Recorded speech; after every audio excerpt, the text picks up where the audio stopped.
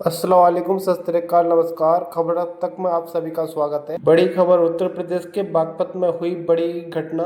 बागपत के गंगोली गांव में मस्जिद के इमाम की परिवार की बेरहमी से हत्या की गई। मस्जिद के इमाम देवबंद गए थे, वहां से आकर देखा तो उनका दिल दहल गया। उनकी बीवी सहित उनके दोनों बच्चों की हत्या कर दी गई थी। खबर सुनते ही गांव में अफरा तफरी का माहौल हो गया। मौके पर पुलिस पहुंचकर भीड़ को कंट्रोल किया।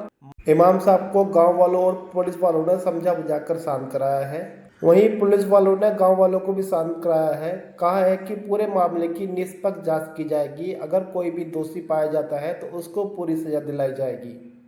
देखते ही देखते मामला इतना आगे बढ़ गया, पुलिस को पड़ोस के थाने से और सुरक्षा कर्मी मंगाने पड़े। मामला ज्यादा संगीन था। आखिर पुलिस अभी मामले की जांच कर रही है। आखिर कौन, क्यों, कैसे इमाम के परिवार को पीट पीट कर मार डालता है।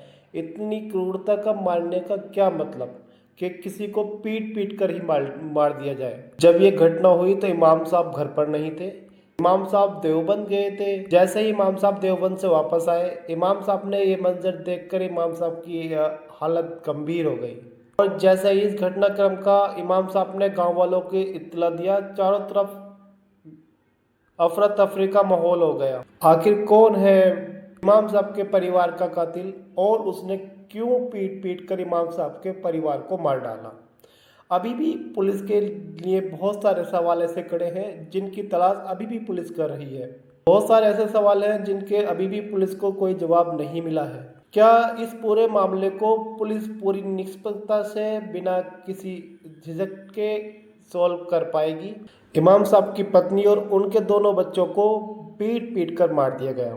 आखिर कोई क्यों इमाम से इतनी नफरत करेगा। आखिर क्यों किसी ने इमाम साहब के परिवार को इतनी बेरहमी से मारा। इन्हीं सभी सवालों की गुत्थी को सुलझाने के लिए पुलिस अपने पूरे दमखम से लगी हुई है।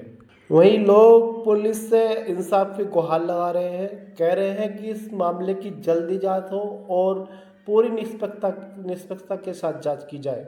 गांव वाले चाहते हैं कि पुलिस कोई भी किसी तरह की इसमें कोताही नहीं बरते या फिर किसी का कोई भी पॉलिटिकल दबाव महसूस ना करे।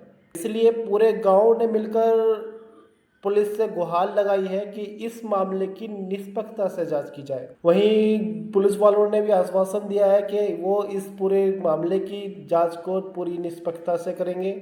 वहीं पुलिस के आला अधिकारी ने कहा है इस घटनाक्रम को अंजाम 15 से 16 साल के दो लड़कों ने दिया। उन्होंने पुलिस को बताया है इमाम साहब के द्वारा लगातार प्रताड़ित किए जाने पर उन दोनों ने ये कदम उठाया है। और पुलिस वालों ने कहा है कि इस घटनाक्रम में 2 हथियारों यूज किया गया, एक धारदार चाकू, दूसरा हथौड़ी। दोनों ही पुलिस ने बरामद कर लिए गए हैं। पुलिस ने कहा है कि हमने केस को सोल्व कर दिया है, लेकिन अभी भी कुछ लोग इनसे नाराज हैं। कुछ लोगों का मानना है कि पुलिस ने अपनी जांच पूरी निष्पक्षता से नहीं, और उन्होंने कहा है कि ये दोनों मासूम है, बेगुनाह है, बेकसूर है, जिनको पुलिस ने केस लगाया है। इमाम साहब के वाइफ के भाई ने कहा है कि मामले की सीबीआई जांच हो, क्योंकि उन्होंने कहा है कि लड़कों को। वहीं इमाम साहब ने कहा है कि ये दोनों बच्चे नाबालिग इस घटनाक्रम को अंजाम नहीं दे सकते। यहाँ पर घटनाक्रम से सीसीटीवी फुटेज भी डिलीट की गई है जो मस्जिद में कैमरे लगे हुए थे।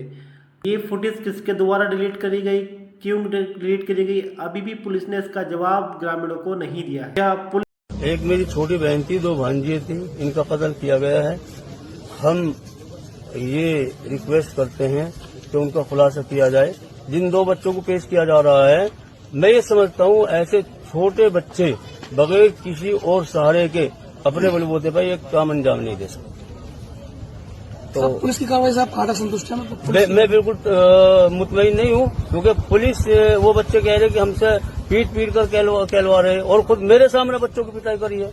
जब वो ये इस बात को कह रहे हैं तो मैं कैसे मुतमईन हो जाऊंगा। मांग क्या है आपकी? मांग ये है कि मैं सीबीआई जांच चाहता हूँ और पानी का पानी और दूध का दूध निखर कर आए सामने। तो बच्चों को आपके सामने पीटा गया? मेरे सामने मारा है बच्चों को पुलिस ने? अच्छा, मैंने जब कहा पुलिस से आप क्या कर रहे हो, ये आप खुलासा थोड़ी है, ये बच्चे कैसे कर देंगे इतना बड़ा काम। पुलिस वाले गुस्से में आ गए, हमें बाहर निकाल दिए। आप उनके